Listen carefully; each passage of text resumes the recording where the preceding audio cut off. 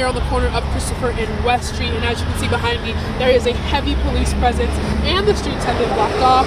Around 10 a.m. this morning, the NYPD received a call about a man who barricaded himself inside his apartment with a gun.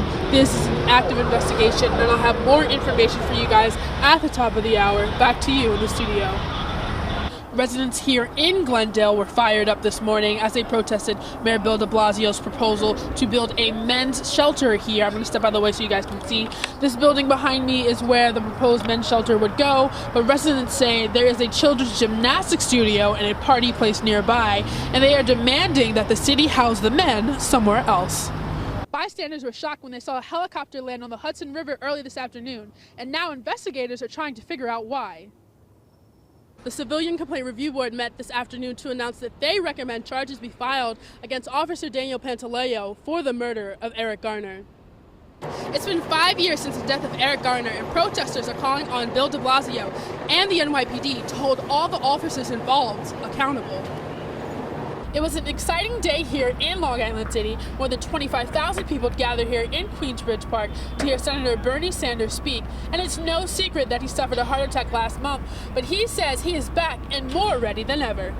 There's so much hustle and bustle happening here at the Chelsea Pier Fieldhouse. As you can see behind me, kids are playing soccer with their mentees for the first ever Big Little Challenge hosted by Big Brothers and Big Sisters of New York. Marched from Central Park to here in front of Trump Tower to protest the ongoing violence that is happening across the United States. Reporting live from Trump Tower, I'm Bre'Anna Grant, News 4 New York. Here in Harlem, people are lining up in the streets to watch the 50th anniversary of the African American Day Parade. Here in the Bronx, people have lined up and down the streets, and some are even dancing in the streets to celebrate the Puerto Rican Day Parade.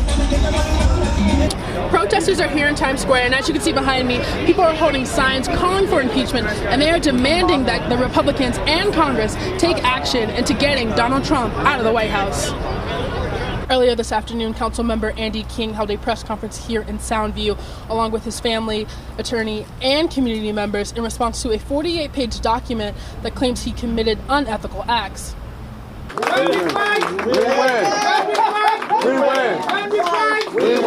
King was embraced by his supporters during his news conference Sunday while he addressed the allegations against him in an ethics committee report. All I've ever asked is for fairness in all of this.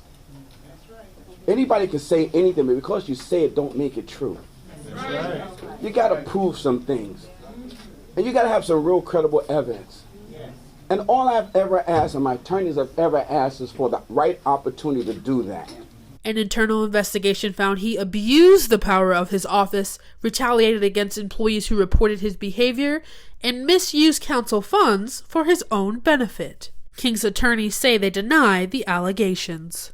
We take those allegations seriously and the findings seriously. However, we deny those allegations and are in opposition to the committee's findings.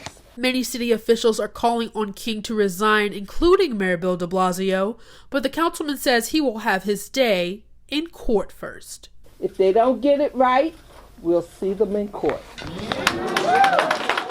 Reporting from the Bronx, Bre'Anna Grant, New York 1. We can't breathe! We can't breathe!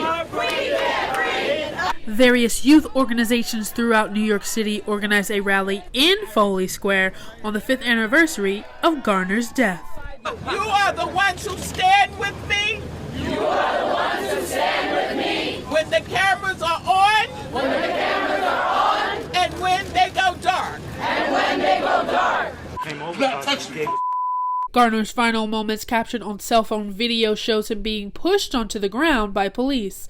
Officer Daniel Pantaleo is accused of putting Garner in an illegal chokehold that caused his death. But the Department of Justice announced yesterday that they will not pursue charges against Officer Pantaleo. Governor Cuomo says local authorities should have done more from the start. This was a gross injustice that went on for 5 years on multiple levels. 5 years later, the pain still remains. Garner's family is still waiting for the outcome on the departmental trial, and they hope to hear back soon. Reporting in Lower Manhattan, I'm Bre'Anna Grant, News 4, New York.